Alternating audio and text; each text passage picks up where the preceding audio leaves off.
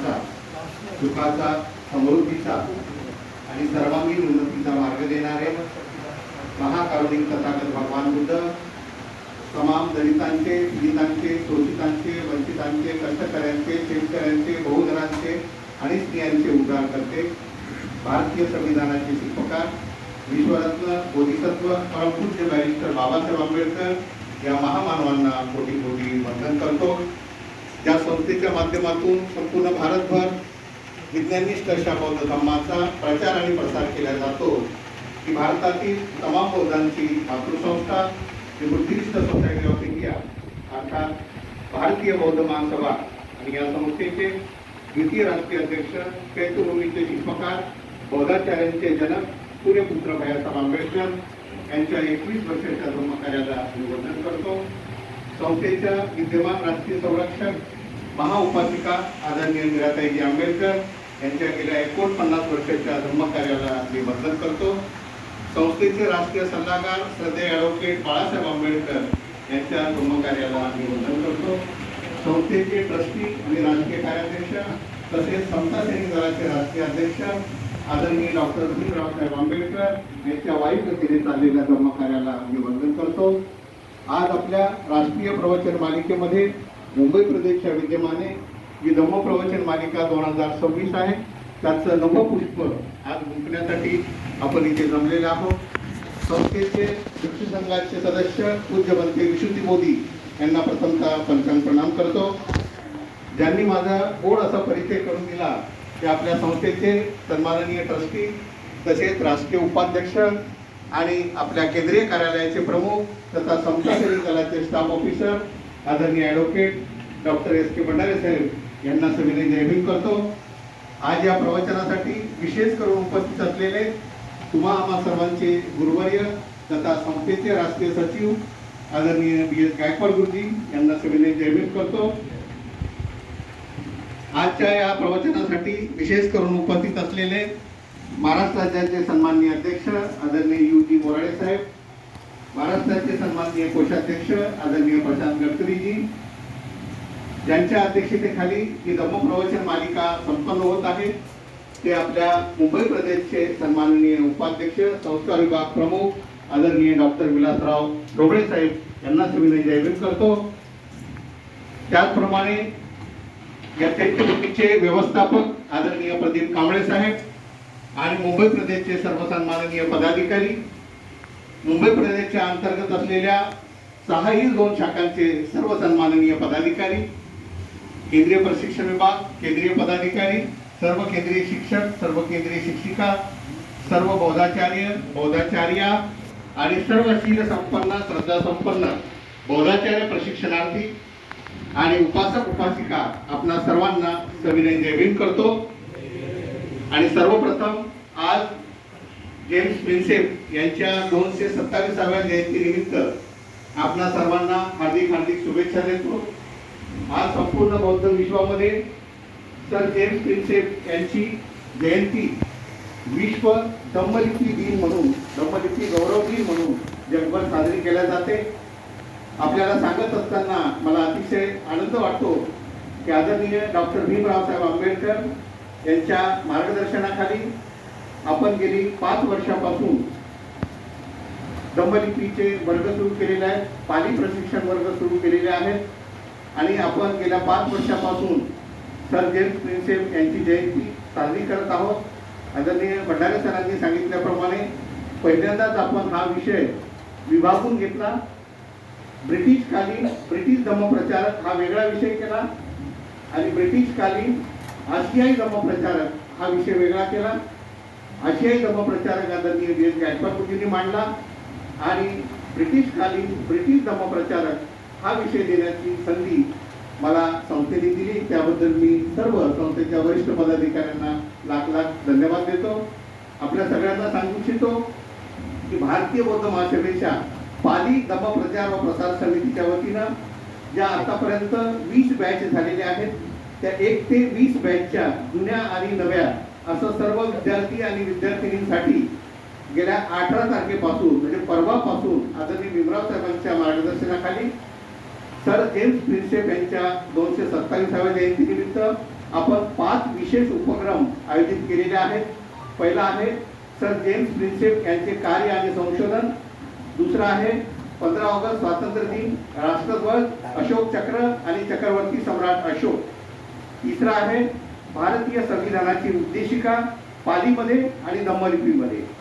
चौथा आहे सम्राट अशोकांचे शिलालेख व स्तंभलेख. आणि पाचवा उपक्रम आहे ब्रिटिश काळात बौद्ध संस्कृतीच्या संशोधनाची सुरुवात.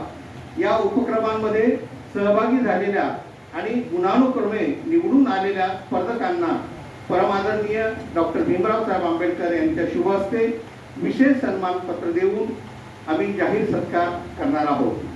स्तंभलिपी संशोधक सर जेम्स प्रिन्सेप यांना ज्ञान कार्याच्या माध्यमातून विनम्र मानवंदना देऊया. चला आपण धम्मलिपी शिकूया, धम्म संशोधन करूया, धम्म वारसा जपूया, धम्म वारसाचे संवर्धन करूया आणि धम्म वारसा पुढील पिढीला हस्तांतरित करूया. यासाठी Buddhist society of India Chaityabhoomi Dhammalipi वर्गाचे प्रेरणास्थान, प्रमुख मार्गदर्शक व उद्घाटक आदरणीय डॉक्टर भीमराव साहेब आंबेडकर यांच्या कृती आराखड्यानुसार चला लेणीवर जाऊया, विश्व धम्मलिपी दिन कृतीने साजरा करूया हा उपक्रम आज राबविण्यात आला आहे. एक बॅच कोंडीविटा बुद्ध लेणी मुंबई येथे आपली गेलेली आहे सकाळी 10:30 वाजता, तर दुसरी बॅच आज तुळजा बुद्ध लेणी जुन्नर जिल्हा पुणे येथे गेलेली आहे. आणि या कृती आराखड्यानुसार आज धम्मलिपी संशोधक सर जेम्स प्रिन्सेप यांच्या 227व्या जयंतीनिमित्त आज राष्ट्रीय धम्मप्रवचन मालिकेमध्ये सर जेम्स प्रिन्सेप यांना त्रिवार साधुकार देऊन आपण विनम्र अभिवादन करूया. साधू साधू साधू. आपणा सर्वांना विश्व धम्मलिपी गौरव दिनाच्या हार्दिक हार्दिक शुभेच्छा देऊन मी आजच्या धम्मप्रवचनाच्या विषयाला सुरुवात करत आहे. आजचा विषय आहे बौद्ध धम्माचे ब्रिटिश धम्मप्रचारक. विषयाला सुरुवात करण्यापूर्वी आपण लाख लाख धन्यवाद देऊया त्या महाधम्म प्रचारकाला ज्यांनी मुंबई येथील कानेरी, मंडपेश्वर, कोंडीविटा, महाड येथील गांधारपाली आणि कोल बुद्ध लेणी, कर्जत येथील कोंडाणे बुद्ध लेणी, कार्लेबाजे बुद्ध लेणी, त्रिरश्मी बुद्ध लेणी इत्यादी अनेक बुद्ध लेण्यांवर प्रत्यक्ष जाऊन जनमानसांमध्ये जागृती केली आहे. त्यांच्या चैतन्य, श्रद्धा वृद्धिंगत करून बुद्ध लेण्यांवर जाण्यासाठी प्रेरित केले आहे. लेणी संवर्धन समितीच्या सहकार्याने तिथं सूचना फलक लावलेले आहेत जेणेकरून त्या ज्या वयोवृद्धांना बुद्ध लेण्यांवर चढून जाता येत नाही ते सूचना फलकावरील अत्यंत महत्त्वपूर्ण माहिती वाचून त्यांचे फोटो घेऊन त्या विविध बुद्ध लेण्यांमध्ये काय काय आहे, तिथे शिलालेखावर काय कोरले आहे याचा अनमोल ठेवा जतन करू शकतात. अशा बोधिसत्व डॉक्टर बाबासाहेब आंबेडकरांच्या नातवाला म्हणजे डॉक्टर भीमराव साहेब आंबेडकर यांना त्रिवार साधुकार देऊन त्यांच्या या निष्पृह धम्मकार्याला कृतीशील सहकार्य करण्याचा आज आपण संकल्प करूया. बोला साधू साधू साधू. बौद्ध धम्माचे ब्रिटिश धम्मप्रचारक अनेक आहेत, परंतु 28 बुद्ध प्रवचनमाला याच्या अनुसरून 28 ब्रिटिश धम्मप्रचारकांची मी निवड केलेली आहे. पहिले आहेत जेम्स प्रिन्सेप. आपल्या सगळ्यांना कल्पना आहे की ब्रिटिश जेव्हा भारतामध्ये आले तेव्हा 1857 ते 1911 या कालखंडामध्ये त्यांचे हेडक्वार्टर कलकत्ता येथे होतं. नंतर 1911 ते 1947 पर्यंत त्यांचे हेडक्वार्टर दिल्लीला होतं. ईसापूर्व 6वी शताब्दी ते 8वी शताब्दी म्हणजे 1400 वर्ष या भारतामध्ये बौद्ध धर्म होता. नंतर 8वी शताब्दी ते 12वी शताब्दी पर्यंत फक्त हिमालयी प्रदेशामध्ये तो शिल्लक राहिलेला होता. तर या जेम्स प्रिन्सेपचा जो जन्म आहे तो 20/8/1799 रोजी झाला. आज त्यांना 227 वर्ष झालेले आहेत. आज त्यांची 227वी जयंती आहे. त्यांचं निधन 22 एप्रिल 1840 रोजी झालेलं आहे आणि हे ब्राह्मी लिपीचे भाषातज्ञ होते. तसेच सम्राट अशोकांच्या शिलालेखांचे वाचन करून अनुवाद करणारे प्रथम ब्रिटिश अधिकारी होते. त्यांनी 1838 साली कित्येक दशकानंतर अनेक वैज्ञानिकांनी अनेक प्रकारचे परिश्रम करून जो शिलालेखांचा अर्थ काढण्याचा प्रयत्न केला त्याचा त्यांनी अनुवाद केला. त्यांनी 1837 साली सर्वप्रथम अशोककालीन अभिलेख वाचण्यात सफलता प्राप्त केली. अशोक काळात अभिलेख कागदावर लिहित असत व शिलालेख हे दगडावर कोरले जात असत. दोन्हींचा उद्देश एकच असायचा.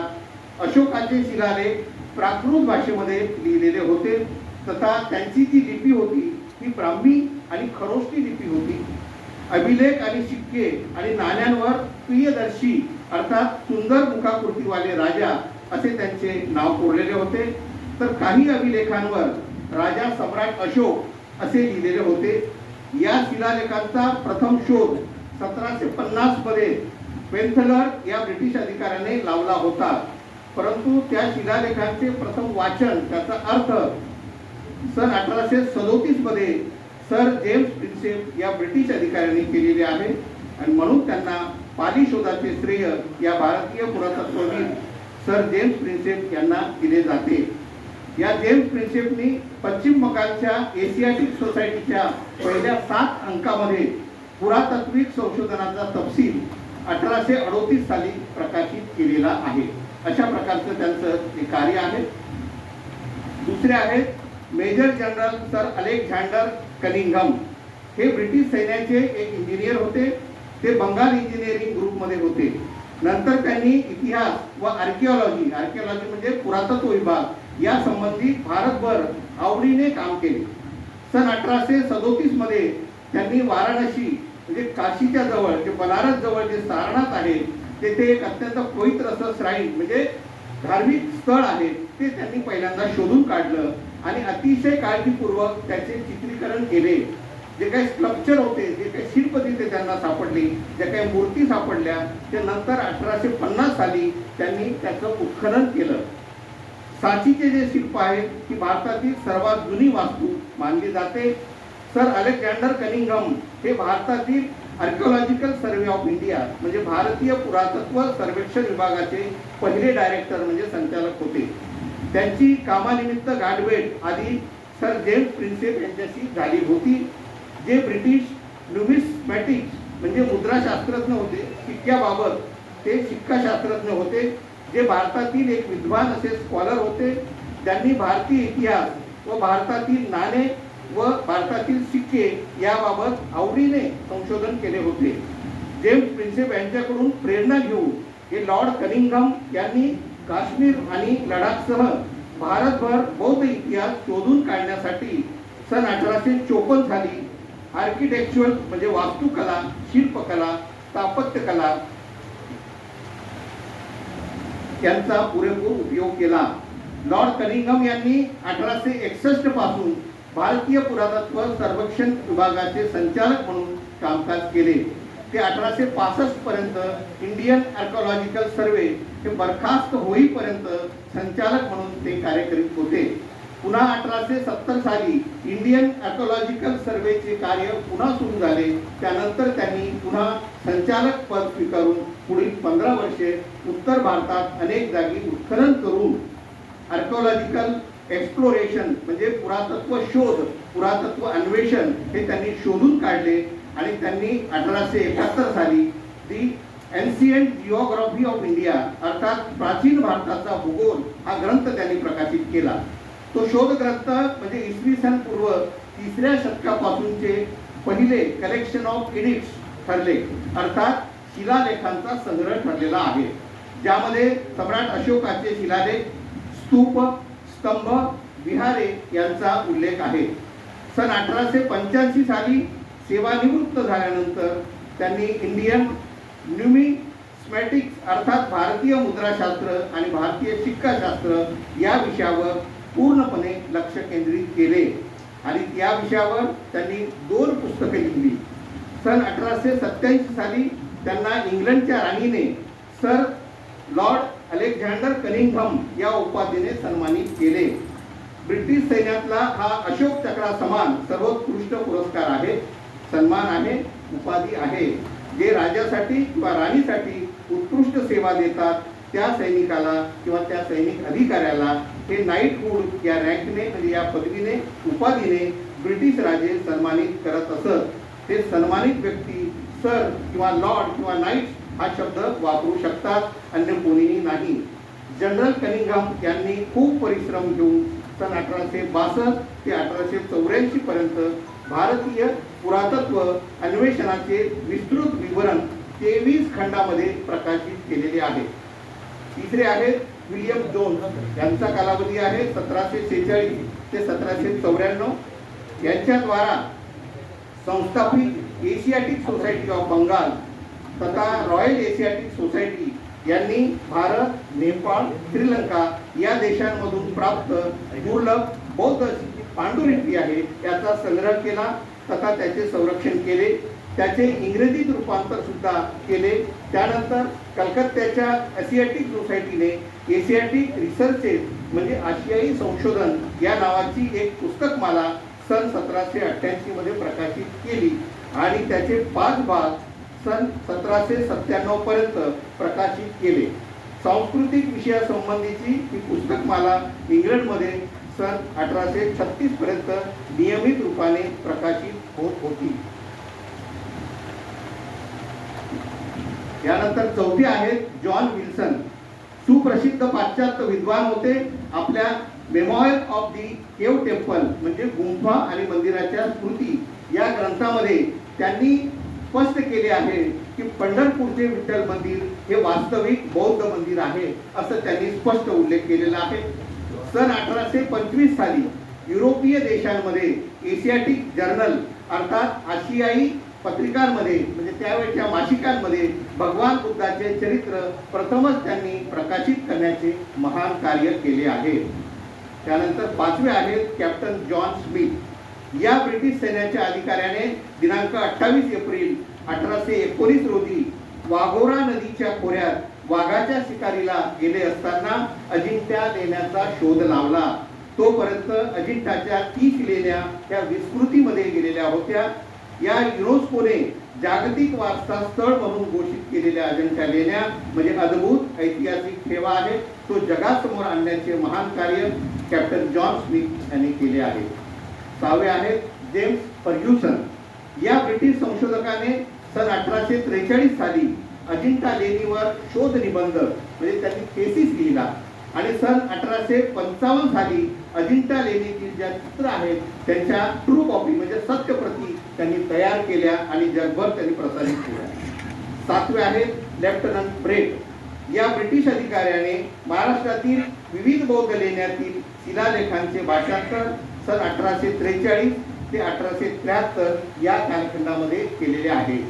डॉक्टर स्टीव्हन्सन या ब्रिटिश अधिकाऱ्याने अनेक बौद्ध लेण्यांमधील शिलालेखांचे भाषांतर सन 1843 ते 1873 या कालखंडामध्ये पूर्ण केलेले आहे. 9वे आहेत विल्सन फिंच. या ईस्ट इंडिया कंपनीच्या एक इंग्रज व्यापारी होता आणि तो तसा यात्री होता. तर त्याने सन 1608 मध्ये लिहिलेल्या यात्रा वृत्तांतामध्ये अशोक स्तंभाचा त्यांनी उल्लेख केलेला आहे. त्याने अशोक स्तंभ पाहिला आहे आणि त्या अशोक स्तंभावर जो लेख आहे म्हणजे स्तंभ लेख आहे तो त्यांनी पाहिला आहे असे त्याच्या वर्णनामध्ये त्यांनी नोंदवून ठेवलेलं आहे. आणि हेच नंतरच्या संशोधकांना स्रोत म्हणून हे उपयोगाला आलेले आहे. 10वे आहेत जॉन मार्शल. हा ईस्ट इंडिया कंपनीचा प्रतिनिधी पहिला प्राच्यविद्या संशोधक ठरलेला आहे. त्याने सन 1670 मध्ये दगडी स्तंभाची नोंद केलेली आहे. दगडी म्हणजे शिला, स्तंभाचे वर्णन करणारा जॉन मार्शल हा प्रेरणा स्रोत ठरलेला आहे. त्याने 15 वर्ष तक्षशिला येथे उत्खनन केले. आरमाईक भाषेमधले सम्राट अशोककालीन शिलालेख त्यांनी तिथे शोधून काढले. 11वे आहे वॉरन हेस्टिंग्स. हा ईस्ट इंडिया कंपनीचा गव्हर्नर जनरल होता. त्याने एशियाटिक सोसायटी ऑफ बंगालचा पाया रचलेला आहे. या सोसायटीच्या माध्यमातून दुर्लभ अशा बौद्ध पांडुलिपीचा संग्रह करून त्यांनी आशियाई संशोधन या नावाचे सन 1788 ते 1797 पर्यंत पुस्तकमाला प्रकाशित केलेल्या आहेत. 12वे आहेत थॉमस लॉ. हे पुराण वस्तू अभ्यासक होते. त्यांनी सन 1770 मध्ये ब्रिटिश इंडिया कंपनी यामध्ये मुळकी अधिकारी होते. मुळकी म्हणजे रेव्हेन्यू ऑफिसर होते. त्यांनी 1783 मध्ये गयेचे कलेक्टर म्हणून जेव्हा प्रभार घेतला तेव्हा त्यांनी तिथे दगडी स्तंभाचा अभ्यास सुरू केला आणि शिलास्तंभाचा त्यांनी तिथे शोध घेतला. 13वे आहेत सर जॉन हॅरिंग्टन यांनी जुन्या गुंफांचा आणि लेण्यांचा शोध घेतला, शिलालेखांचा शोध घेतला. ते लेखक होते व ते संशोधक होते. त्यांनी अनेक विद्वानांसोबत चर्चा करून शिलालेखांवरील जी लिपी आहे ती तपासली आणि त्यांनी जाहीर केले की ही लिपी ब्राह्मी लिपी आहे. परंतु त्यावेळेला त्यांनी भारतीय पंडितांनी जे सांगितलेलं होतं की ही ब्राह्मी लिपी ब्रह्मदेवाने लिहिलेली आहे हे त्यांनी मान्य केले नाही. त्यांनी युरोपियन संशोधकांनी आणि या विद्वानांनी युरोपीय देशामध्ये ही संज्ञा प्रचलित होऊ दिली नाही. 14वे आहेत कर्नल कॉलिन मॅकेंजी यांचा कार्यकाल होता 1754 ते 1821. हा एक ब्रिटिश ईस्ट कंपनीमध्ये स्कॉटिश सेना अधिकारी होता. ते इंजिनियर होते आणि ते मानचित्रकार होते. सन 1815 मध्ये ते भारताच्या प्रथम सर्वेयर जनरल झाले आणि त्यांनी आंध्र प्रदेशमध्ये अमरापूर येथे, अमरावती म्हणून जे आहे आंध्र प्रदेशामध्ये, येथील स्तूपांचा शोध घेतला. तिथल्या नक्षीदार कलाकुसरचे शिलालेख स्तंभ त्यांनी उकरून काढले. सपाट शिला ज्या होत्या त्या त्यांनी उकरून काढल्या आणि सारनाथ येथील बौद्ध स्मारकांप्रमाणे अमरावती स्मारकाची त्यांनी खूप सारी रेखाचित्रे रेखाटून एशियाटिक सोसायटीच्या म्युझियममध्ये जपून ठेवले. धम्मचक्र, धम्मस्तंभ यावरील शिलालेखांचा त्यांनी अभ्यास केला. भारतभरातील गुंफा, शिला आणि स्तंभावर एकच धम्मलिपी आहे असा निष्कर्ष त्यांनी जगभर घोषित केला. 15वे आहेत जेम्स बर्जेस यांचा कार्यकाल होता 14 ऑगस्ट 1832 ते 3 ऑक्टोबर 1916. यांनी ब्रिटिश पुरातत्व शास्त्रज्ञ होते आणि ते इतिहासकार होते. त्यांनी आंध्र प्रदेशातील अमरावती व बाजूच्या प्रदेशात उत्खनन करून बुद्ध विहारांचे अवशेष सिद्ध करणारे दोन्ही बाजूला कोरीव काम केलेले पुरातन शिल्प आणि स्तंभ हे जगासमोर उघड केले. 16वे आहेत नेल्स बर्जिस यांनी आंध्र प्रदेशातील जगैयापेट बौद्ध स्मारकाचा शोध घेतला. 1867 साली सम्राट अशोककालीन अनेक चित्रे त्यांनी रेखाटली आणि ती पॅरिसला पाठवली आणि 60 वर्षानंतर त्याचे महत्त्व जगाला कळाले. 1873 मध्ये भारताचा पुरातत्व संरक्षक म्हणून ते झाले. त्यानंतर आर्किओलॉजिकल सर्वे ऑफ इंडियाचे ते महानिदेशक झाले आणि ते महान असे अभ्यासक ठरले. 17वे आहेत जोसेफ कातर यांनी सन 1772 मध्ये पुरातत्व संशोधक म्हणून त्यांनी काम सुरू केले. त्यांनी दी इंडियन अँटिक्विटी हे पुरातत्व शास्त्रज्ञ जेम्स बर्जेस यांनी सुरू केलेल्या नियतकालिकामध्ये त्यांनी इतिहास, पुरातत्वशास्त्र आणि शिलालेखशास्त्र आणि लोकसाहित्य यावरती विपुल असे लिखाण केले. 18वे आहेत सर चार्लस डॉयली या ब्रिटिश चित्रकाराने सन 1825 मध्ये शिलास्तंभ व वास्तुशिल्प यांचे चित्र रेखाटून दी इंडियन अँटिक्वेरी या पुरातत्व मासिकामध्ये प्रसिद्ध केलेले आहेत. 19वे आहेत फ्रान्सिस बुकॅनन यांचा कार्यकाल आहे 1762 ते 1829. या स्कॉटिश वनस्पती शास्त्रज्ञाने बौद्ध धर्माची भारतातील मुळे शोधून काढली. मोठे योगदान त्यांनी दिलेले आहे. बुद्धगया मंदिर म्हणजे महाबोधी विहार गया हे सन 1809 साली त्यांनी उजेडात आणले. नंतर राजगिरीचा शोध बुकॅनन यांनी लावला. तेथील चित्रे काढली. प्राचीन बौद्ध विश्वविद्यापीठ नालंदाचा शोध त्यांनीच लावला. तो सन 1814 साली अचानक अजाणतेपणाने शोधत जात असताना त्यांना नालंदाचा सुगावा लागला आणि त्यांनी त्याचा अहवाल, त्याचा लेख, रेखाचित्र, नकाशे हे सर्वत्र प्रसिद्ध केले आणि प्रसारित केले. 20वे आहेत कर्नल हेनरी टेलर यांचा कार्यकाळ होता 1845 ते 1927. यांनी स्तूप आणि मूर्त्यांचे जाणीवपूर्वक विद्रूप केलेले जे चेहरे आहेत ते बघितले आणि त्यांनी मध्य प्रदेशातील सांची येथील स्तूपाचे सुंदर असे नक्षीदार, त्या कमानी, खांब आणि कठडे या देखाव्यांची शिल्पे यांची नोंद घेतली आणि नंतर ते पुरातत्व शास्त्रज्ञ म्हणून सुप्रसिद्ध झाले. 21वे होते अँड्रू स्टर्लिंग हे कोलकाता येथील हत्ती बुद्ध गुंफेमधील शिलालेखांचा यांनी शोध लावला. सन 1818 साली धम्मलिपीमधील शिलालेखांची त्यांनी नोंद घेतली. भुवनेश्वरमधील भास्करेश्वर येथील प्रचंड पाषाण स्तंभ व उत्खननात मिळाले सिंह स्तंभ त्यांनी 1819 मध्ये नोंदवलेले आहेत. 22वे आहेत मरकम किट्टो हे नेटिव्ह इन्फंट्रीचे लेफ्टनंट होते. हे कटक येथील दौस्तीचा शिलालेख या सर जेम्स प्रिन्सेपच्या शिष्याने, हे जेम्स प्रिन्सेपचे शिष्य होते, याने त्या उजेडात आणलेला आहे. त्याने दक्षिण बिहारमधील अनेक बुद्ध स्थळे शोधलेली आहेत. राजगीरमधील चीनी यात्री पैयांच्या वर्णनातील अनेक बुद्ध स्थळे त्यांनी शोधून काढली. स्थानिक लोकांचे वैरभाव, स्थानिक लोकांचा द्वेष, स्थानिक लोकांची असूया, स्थानिक लोकांची घृणा, रस्ते चुकवणे, चुकीचा रस्ता सांगणे आणि प्रवेश नाकारणे आणि धन आणि खजिना नेतात असा अपप्रचार करणे, असे सगळे गैरसमज त्यांनी सहन केले, त्रास सहन केले. आणि किट्टो यांनी 1847 ते 1848 यामध्ये ते विहार महाविहार त्यांनी साफ केलं, माती काढली, दगडी कुंपण उघडे केले आणि जे शिल्प होते ते शिल्प त्यांनी रेखाटले. गयेतील बराबर टेकड्या ज्या आहेत, बुद्ध लेण्या आहेत तिथे, या बराबर बुद्ध लेण्यांमध्ये, या टेकड्यांमध्ये व नागार्जुन टेकड्यांमधील गुंफांचा त्यांनी अभ्यास केला आणि 4 शिलालेख, सम्राट अशोककालीन 4 शिलालेख त्यांनी शोधून काढले. त्यानंतर 23वे आहेत कॅप्टन जॉन्सन यांनी 1822 मध्ये सांची स्तूप वरून खालपर्यंत खोदला होता. त्याने 1851 साली सांची स्तूपाचे नकाशे रेखाटणे, त्याचे चित्र काढणे, त्याचे विश्लेषण करणे, शिलालेख यांची माहिती जगासमोर उजागर केली. त्यातील शिलालेखांवर कोरलेली दानदात्यांची नावे त्यांनी जाहीर केली. अनेक बुद्धमूर्ती आढळण्याचे त्यांनी नोंदवले. सांची, सारनाथ, कौशंबी येथील राजमुद्रा, सिंहमुद्रा, शिलालेख त्यांनी उजेडात आणले. विदिशा येथील बुद्ध लेणीचे उत्खनन त्यांनी केले. भारमूत स्तूप जे आहे तिथे सन 1874 मध्ये हा त्यांनी शोधून काढलेला आहे.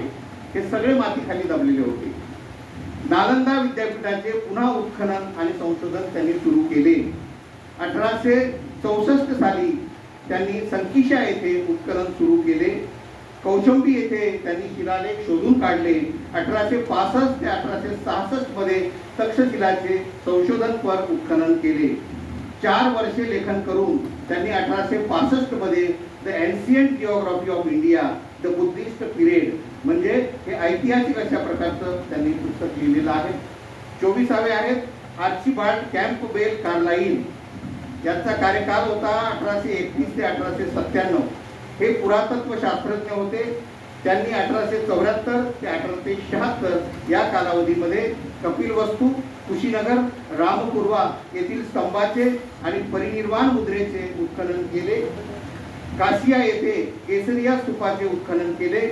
1877 मध्ये राजा अशोक, शुंगराजे, कुशाणराजे आणि गुप्तराजे यांनी विकसित केलेली जी धम्मस्थळ आहेत व त्यातील जे शिलालेख आहेत त्यांचे संकलन करून त्यांनी महाग्रंथ तयार केला.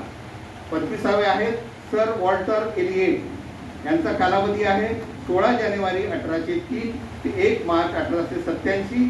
या पुरातत्व शास्त्रज्ञाने 1845 मध्ये जोंगाडा येथे, म्हणजे अमरावती येथे, जे आंध्र प्रदेश मधला आहे, तिथे बुद्ध जे स्तूप आहे त्याचं उत्खनन केलं. मद्रास प्रांतातील ते कलेक्टर असताना त्यांनी कॉइन्स ऑफ साऊदर्न इंडिया 1885 साली हे पुस्तक प्रकाशित केले. 26वे आहेत बेंजामिन लुईस राईस, या पुरातत्ववेत्याने 9000 शिलालेखांचा संग्रह केला होता. त्यांना तो छंदच लागला होता शिलालेखांचा संग्रह करण्याचा. मैसूर राज्याचा पुरातत्व निदेशक झाला. नंतर कर्नाटकमधल्या 1892 साली कर्नाटकच्या चित्रदुर्ग या जिल्ह्यामध्ये त्यांनी खरोष्टी लिपीमध्ये शिलालेख शोधून काढले. 27वे आहेत डेव्हिड स्पूनर, यांनी 1913 साली पाटणा येथे, म्हणजे तेव्हाचं पाटलीपुत्र येथे उत्खनन करून तिसरी जी धम्मसंगीती झालेली होती त्याचे सभागृह शोधून काढले. त्याने अफगाणिस्तानातील गांधार येथे उत्खनन करून बौद्ध अवशेष शोधून काढले. आणि 28वे आहेत T.W. रीस डेव्हिस, यांनी 1843 ते 1922 या कालखंडामध्ये पाली ग्रंथाचे रोमन लिपीमध्ये अनुवाद करून मॅन्युअल ऑफ बुद्धिस्ट हे 1878 साली हा पहिला ग्रंथ त्यांनी प्रकाशित केला, मॅन्युअल ऑफ बुद्धिझम. आणि दुसरा जातक कथा नावाचा जो ग्रंथ आहे पालीमधला, तो त्यांनी इंग्रजीमध्ये ट्रान्सलेट करून 1880 साली हा प्रसारित केला. बुद्धिस्ट सूक्त जे आहेत हे ग्रंथ पालीमधल्या ग्रंथाचं त्यांनी 1881 साली त्यांनी भाषांतरित करून प्रसिद्ध केलेला आहे. अभिधम्म पिटक जो आहे त्याचा संग्रह 1884 साली इंग्रजीमध्ये अनुवाद करून त्यांनी प्रकाशित केलेला आहे. विनय पिटक टेक्स्ट, विनय पिटकाचा जो ग्रंथ आहे पालीमधला, त्याचं त्यांनी 1885 साली इंग्रजीमध्ये अनुवाद करून ते प्रकाशित केलेला आहे. पाली इंग्रजी जो शब्दकोश आहे, डिक्शनरी आहे, पालीचं इंग्रजीमध्ये त्यांनी ट्रान्सलेशन केलं. तो ग्रंथ 1886 साली त्यांनी प्रकाशित केला. त्यानंतर बुद्धिझम हिस्ट्री अँड लिटरेचर हा जो ग्रंथ आहे तो त्यांनी इंग्रजीमध्ये भाषांतरित केला. 1896 ऐतिहासिक असा ग्रंथ आहे, 1896 ला प्रकाशित केला. बुद्धिस्ट इंडिया 1903 ला, बुद्धिस्ट इंडिया म्हणजे भारत हा बौद्ध देश होता, हे त्यांनी या ग्रंथाच्या माध्यमातून बुद्धिस्ट इंडिया नावाचा ग्रंथ त्यांनी 1903 ला प्रकाशित केला. आणि दीर्घ निकाय हा जो ग्रंथ आहे तो इंग्रजीमध्ये त्यांनी 1889 ला प्रकाशित केला. डायलॉग ऑफ दी बुद्धा म्हणजे बुद्धांचं प्रवचन जे डायरेक्ट आहे, तुमची जे सूक्त आहेत ते त्यांनी 1929 ला हा ग्रंथ प्रकाशित केला. नंतर मिलिंद पन्नो म्हणजे मिलिंद प्रश्न हा जो ग्रंथ आहे, हा ग्रंथ त्यांनी 1890 ला इंग्रजीमध्ये भाषांतरित करून त्यांनी प्रकाशित केलेला आहे. अशा प्रकारे अनेक महत्त्वपूर्ण ग्रंथांचा त्यांनी अनुवाद करून लंडन येथे स्थापित केलेल्या पाली टेक्स्ट सोसायटी या संस्थेच्या माध्यमातून त्यांनी प्रकाशित केलेले आहेत. असे अनेक ब्रिटिश अधिकारी, सैन्य अधिकारी आणि शास्त्रज्ञ होते ज्यांनी तथागत भगवान बुद्धांचा या मनुवाद्यांनी लोप पावलेला किंवा जमिनीच्या खाली गाडून टाकलेला जो बौद्ध धर्म होता तो त्यांनी उत्खननाच्या माध्यमातून समोर आणला. आणि जे काही शिलालेख होते, जे काही गुहालेख होते, जे काही स्तंभलेख होते ते वाचण्याचं सुद्धा, लिपीचं सुद्धा शोध धम्मलिपीचा याच शास्त्रज्ञांनी लावलेला आहे. म्हणून आपल्या बौद्ध धर्मासाठी या सर्व ब्रिटिश अधिकाऱ्यांचं आणि या सर्व शास्त्रज्ञांचे आपण सर्वजण ऋणी आहोत. त्यांना लाख लाख धन्यवाद देऊया. आपणा सर्वांनी आपण शांततेने हा विषय ग्रहण केलेला आहे, त्याबद्दल मी सर्वांचे मनापासून आभार मानतो. विशेष करून मुंबई प्रदेशला लाख लाख धन्यवाद देतो. आदरणीय भंडारे साहेब, आदरणीय गायकवाड गुरुजी आणि सर्वच वरिष्ठांना मी लाख लाख धन्यवाद देतो. आपण सर्वांना हार्दिक हार्दिक शुभेच्छा देतो. हा गहन विषय किंवा रूप असा विषय जरी असला तरी आपल्यासाठी हा अत्यंत महत्त्वाचा आहे. म्हणून माझी आपल्या सगळ्यांना विनंती आहे की आपण सर्वांनी हा बौद्धाचार्याचा वर्ग करत असताना, आपला जो काही धम्मलिपीचा अभ्यास करत असताना आपण या धम्मलिपीच्या वर्गाला सुद्धा जॉईन व्हावं, पाली अभ्यासक्रमाला सुद्धा जॉईन व्हावं, अशा प्रकारची आपल्या सगळ्यांना विनंती करतो. आदरणीय प्रसिद्ध सम्राट यांनाही धन्यवाद देतो की ते आज विशेष करून या आपल्या प्रवचनाला उपस्थित झालेले आहेत. सर्वांच्या प्रति मंगल व कामना व्यक्त करून इथेच थांबतो. नमो बुद्धाय. जय चक्रवर्ती सम्राट अशोक. जय संविधान. जय भीम.